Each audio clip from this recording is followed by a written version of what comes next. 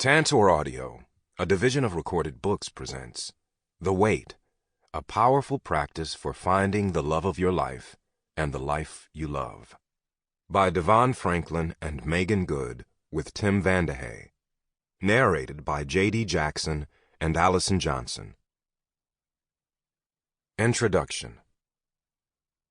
It was the first time we held hands, and we'll never forget it.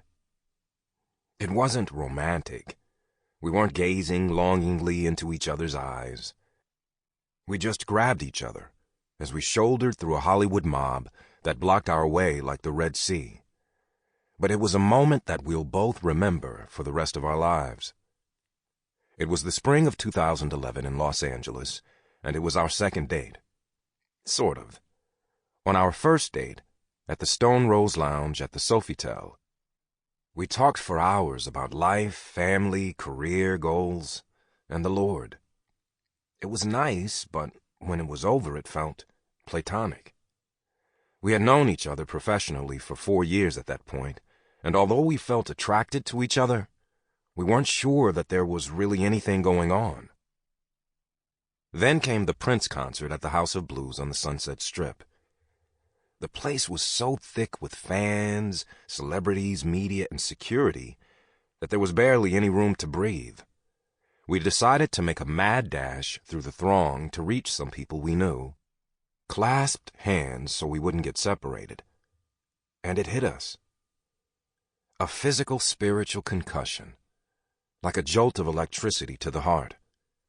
It was like something from a rom-com script, so cliché-written that it gets sent to turnaround, the film industry term for a project that a film studio decides not to develop further. Our eyes met, and it was clear that we had both felt it. It was as though two souls that God had been guiding toward each other for years had navigated all the plot twists and jumped all the obstacles to come together at last. In fact, that's exactly what happened. After the concert, we stood outside and talked, oblivious to everyone and everything else. Meagan. Some people had labeled me a wild party girl because of what they read on blogs or in the tabloids. But that night, DeVon told me that wasn't the person he saw. He said he could see my heart. I was in tears. I felt like somebody other than my family was finally seeing me, not the person people were quick to judge me to be. Then he said, God doesn't show your heart to everybody. He only shows it to people he can trust with it. DeVon, that wasn't planned. It was straight from the heart. It was like God had spoken those words to my spirit, and they just flowed out of me. I remember over the years seeing Meagan in the media, and there was always something about her that I knew was more than meets the eye. But even though the sparks were flying, we didn't kiss. The timing wasn't right. Why force it? On our third date, we caught a movie at the Sherman Oaks Galleria. Afterward, we ended up sitting in Meagan's car for an hour and a half talking about how young people needed positive influences from Hollywood. We watched funny YouTube videos and looked at old pictures. Then we got out of the car and talked for another hour, standing in the partially vacated parking lot. Then we hugged for what felt like an eternity. Finally, as we said goodnight for what must have been the 10th time, we had our first kiss. As our lips touched, we could feel the Spirit of God surround and embrace us. Instantly, we were both euphoric in the spirit, miles high. It was like a confirmation that this was right. You can talk about God being in your life, but there is nothing like actually feeling God's hand moving in your life. This was God moving in our lives, and it was incredible. Why we waited. However, even with all that electricity flying, we were cautious. We didn't lose our heads. We didn't dash off to Las Vegas for a 10-minute ceremony at a drive-through chapel. It wasn't just about gushing to friends and family members that we'd finally found the one. And as millions of people know from our many post-wedding magazine interviews, radio and television appearances, and live talks, we waited until after we got married to have sex. When we began talking publicly about our courtship and our celibacy, the questions from hosts and audience members naturally started off being mostly about sex. Giggling like teenagers in a locker room, people would ask the obvious. How did we stay strong? How did we resist temptation? Things like that. Both of us answered honestly and clearly from our experiences, and in time the questioning became deeper and more serious. There was a desire, a hunger behind the inquiries. The unspoken message was, we want to have real love. Is it really possible? Your love appears to be so real. If it is, tell us how you got it, please. So we started looking at the choices that had taken us from being two co-workers in the entertainment business to being a blissfully happy husband and wife sitting in front of audiences talking about how we'd made it work. As we did, a pattern revealed itself. Again and again, faced with the choice between instant gratification and delaying our own satisfaction to pursue something better, we chose the latter.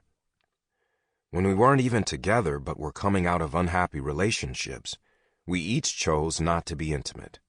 Intimacy isn't just about sex, it's also about sharing emotionally with anyone for a time. When we grew closer, but were unsure whether we were really right for each other, we waited for clarity from God. When we felt those incredible second and third date connections, we didn't go crazy, get engaged, or even jump into a relationship the next day. We waited and got to know each other. As our physical attraction grew stronger, we resolved to wait until after marriage. Faced with choice after choice, when it would have been easy and fun to throw caution and good sense to the wind, we waited. But why? Why did we consciously delay the gratification, not just sexual but emotional and spiritual, that would have come with diving headfirst into a passionate relationship? The answer is simple. We wanted God's very best for our lives, collectively and individually, and we wanted it in whatever way He intended. This required patience. In the past, we'd both been burned in unpleasant relationships because we acted impulsively, leaped before we looked, or let our emotions overwhelm our judgment. We got tired of doing things the same way, but expecting a different result. This is the classic definition of insanity. Maybe there was a way God wanted us to date that would bring us peace and what we wanted most, authentic love. The signs that He was guiding us toward each other were unmistakable, but He didn't want us to come together before we were ready. So we were still. We examined who we were, what we needed, and the mistakes we'd made in past relationships. We began the process of letting go of some heavy baggage and some preconceptions about the kind of person who might make a perfect partner. In short, we quit trying to make things happen for our short-term pleasure and let God take the wheel. When we finally got together and talked about the experiences leading up to our relationship, we understood that we had discovered something profound and powerful. By consciously not giving in to the desire for a quick hit of satisfaction, the intoxicating rush of a new romance, the flush of sexual attraction, the pleasure of having someone to show off to friends and family, we laid the groundwork for what has become the love of our lives. Because we waited, we exchanged immediate gratification for what we really wanted and who we really wanted to be. Because we waited, God was able to reveal things that we would have missed if we had been blinded by the white-hot light of lust, desperate to fulfill our own desires. Because we waited, we were eventually ready. That was the beginning of the wait. Yes, the wait is, sort of, about sex. The wait is not just about sex, But it begins with sex. How could it not? We live in a time when books like the 50 Shades of Grey trilogy have sold more than 100 million copies, and the corresponding movie has grossed over $500 million at the worldwide box office. Almost every popular magazine on the newsstands has some headline dealing with sex. I Like High-End Sex Parties and I'm Not a Weirdo was an actual headline from one of the biggest magazines in the world. Well, how about We Waited to Have Sex, and We're Not Weirdos Either? Human beings love sex. We think about it, talk about it, read about it, watch it on the internet, and spend a great deal of our time, energy, and money trying to get it. Because of this, sex makes us do some truly stupid things. Ironically, as much as we like to wag our fingers at one another about the potential harm our hypersexual culture can cause, talking about not having sex is what raises people's ire. The moment the two of us announced we were working on this book, a prominent blog published a post titled, Meagan Good, DeVon Franklin, and the Danger of Promoting the Wait. We had no idea that talking about our story and trying to provide a positive, healthy dialogue about relationships and sex would be deemed dangerous. We actually think it's dangerous not to talk about sex and advocate the idea that it's okay to wait. How can you learn to date in a way that promotes physical, spiritual, and mental health if you don't talk about the emotional, spiritual, and physical risks of sex? Is it really okay for the majority of songs on the radio and the melodies streaming through Spotify and thousands of HD music videos on Vivo to market an over-sexualized way of life to the masses, but not okay for us to talk about an alternative way of thinking that might actually help someone become a healthier person and lead a better life? We're also not the only ones talking about this. Russell Wilson, Super Bowl-winning Seattle Seahawks quarterback and an outspoken Christian, shocked fans when, during a Q&A at a church in San Diego last summer, he announced that he and his girlfriend, singer and dancer Sierra Harris, had decided to abstain from sex, or as Russell described it, doing it Jesus' way. The media went crazy. As news website The Root put it in a headline, Russell Wilson and Sierra aren't having sex, and it's everybody's business. Like it or not, waiting for sex is in the conversation, and a lot more people are recognizing that it's an idea that's at least worth talking about. But does it matter what the two of us or Russell and Sierra say? From a spiritual standpoint, what does the Bible say on this matter? Here are two key scriptures we find to be extremely compelling. God's will is for you to be holy, so stay away from all sexual sin. 1 Thessalonians chapter 4, verse 3, NLT. You know the old saying, first you eat to live, and then you live to eat? Well, it may be true that the body is only a temporary thing, but that's no excuse for stuffing your body with food or indulging it with sex. Since the Master honors you with a body, honor him with your body. God honored the Master's body by raising it from the grave. He'll treat yours with the same kind of power. Until that time, remember that your body was created with the same dignity as the Master's body. You wouldn't take the Master's body off to a whorehouse, would you?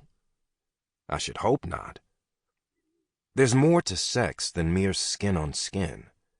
Sex is as much spiritual mystery as physical fact. As written in Scripture, the two become one. Since we want to become spiritually one with the Master, we must not pursue the kind of sex that avoids commitment and intimacy, leaving us more lonely than ever. The kind of sex that can never help us become one. Sexual sins are different from all others. In sexual sin, we violate the sacredness of our own bodies, these bodies that were made for God-given and God-modeled love, for becoming one with another. Or didn't you realize that your body is a sacred place, the place of the Holy Spirit?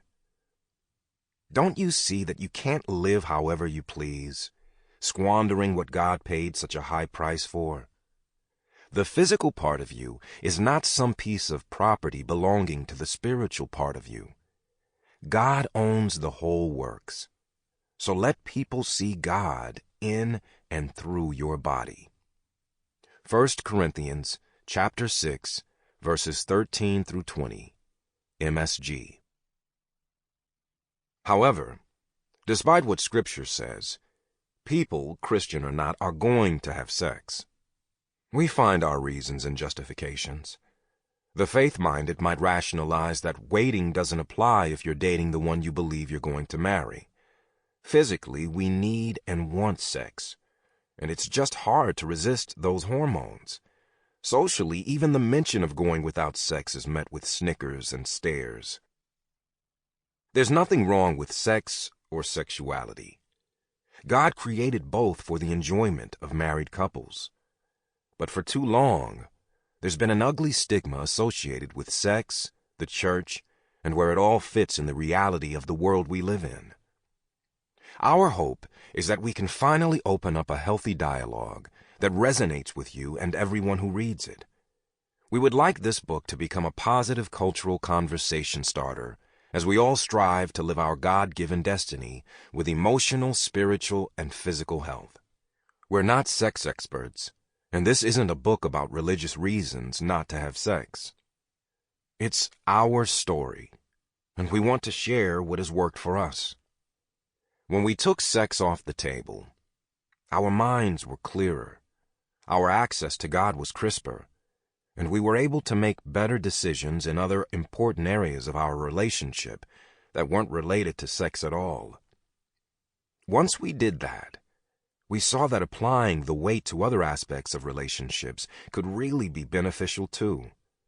The weight is about getting control of your life, reducing the dating drama, and avoiding desperate relationship choices so that you can make better decisions about your future. Answers to the important questions. We know many people who have struggled with finding not only lasting happiness in their relationships, but also peace within themselves. The two are of a piece. Until you know and love yourself, it's hard to find anyone else to love you the way you deserve. The practice of waiting, choosing to wait for sex and denying instant gratification so that you can see clearly, make better decisions, and position yourself for blessings, is the key to finding not just happiness, but spirit-deep fulfillment. We live in a culture addicted to the quick hookup, the miracle cure, and the overnight sensation. The wait is the remedy for that addiction.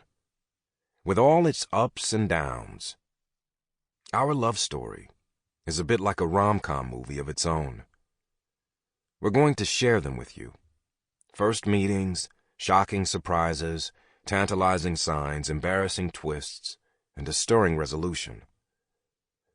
To know that God had us in mind for each other all along and was waiting patiently for us to listen to Him is thrilling and humbling at the same time. The process of waiting was the key to our storybook beginning. The wait isn't just a matter of stopping, sitting on the couch and saying, "Okay, Lord, bless me." There's a lot more to it. Waiting has nothing to do with lying back and hoping that good things find you. It's about putting aside distractions, using your gifts, and becoming someone God can trust to bless with great opportunities and wonderful people. Discovering this powerful process has brought us the kind of authentic, deep joy that comes with knowing we are truly meant to be together in every way, that we see and appreciate each other for the fullness of who we are, flaws and all. That's something we simply could not keep to ourselves. We hope we can give you a bit of insight into how God is working in your own life and help you ask the really important questions. Why haven't I found true love yet? How are some of my habits working against the life I really want?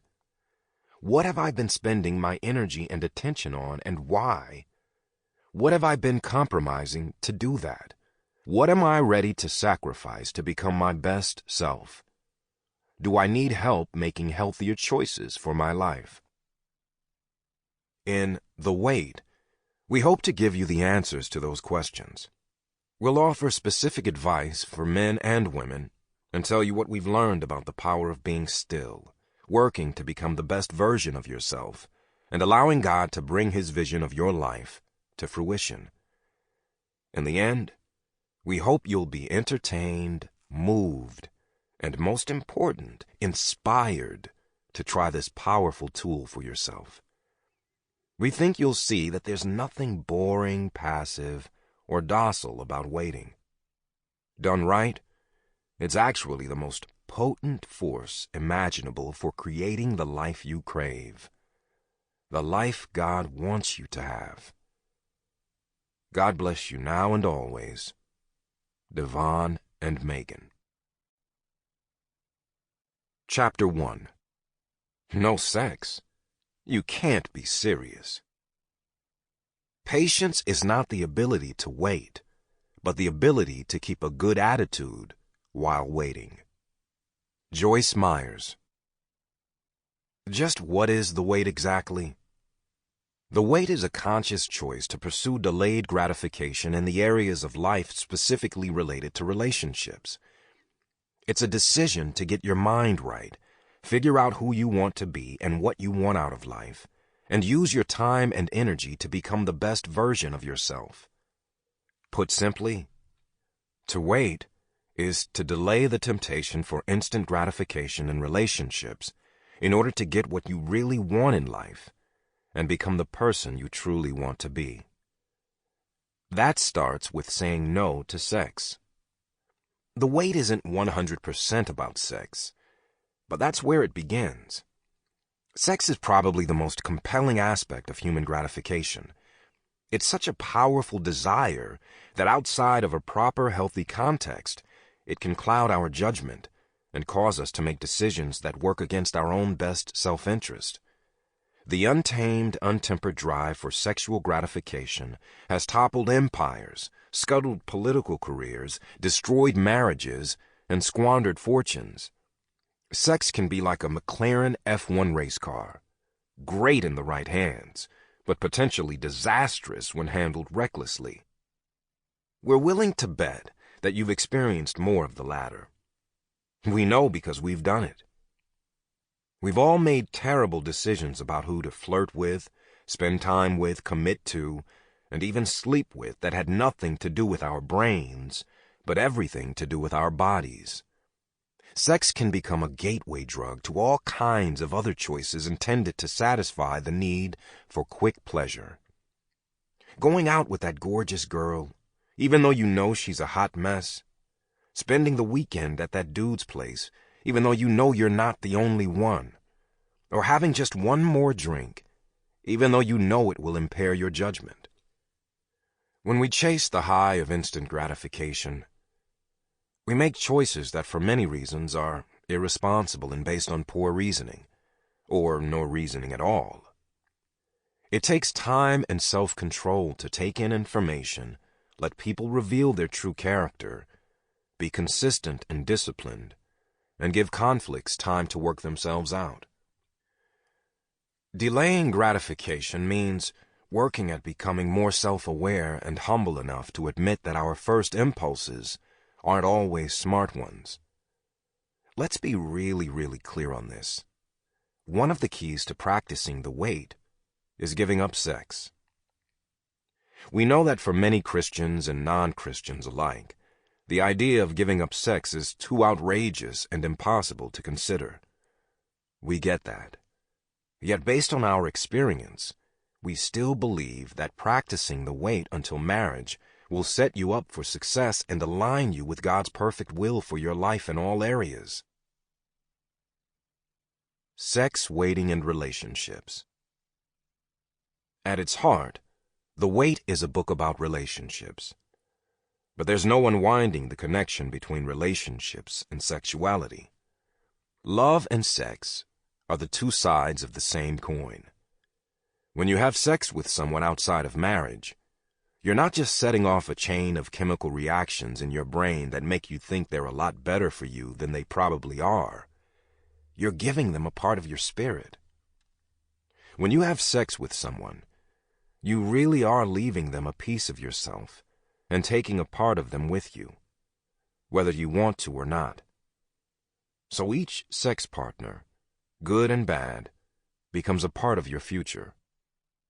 Does this make you think twice about who you choose and have chosen to get into bed with? Sex is an act of trust. It's about way more than physical attraction. Yet when you think of it only as physical attraction, you will see, or have already seen, that attraction lies and spellbinds. Strong relationships aren't built solely on physical or sexual attraction. They're built on good judgment. How many times have you become caught up with someone based mostly on sexual attraction? How have those relationships ended? We don't have to ask if they've ended, because they don't last. They can't. Before too long, the hormonal haze clears, and all that matters is character, integrity, intelligence, values, spirituality, and self-esteem. A person who doesn't have enough of those to suit you is a person you can't tolerate for long.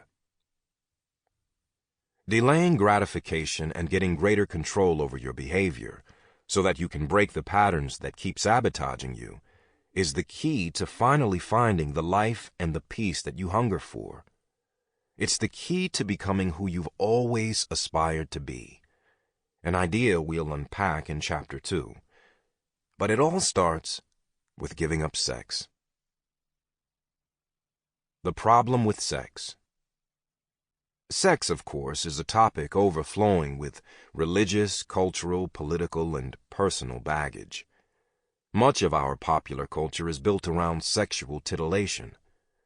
In our business, the making of movies and television, actors are often cast as much for their good looks as for their acting talents. You don't really think that all private detectives look like Denzel Washington, do you?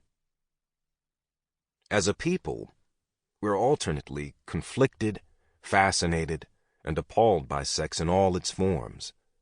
Lawmakers crusade against pornography, while their constituents consume it in record amounts.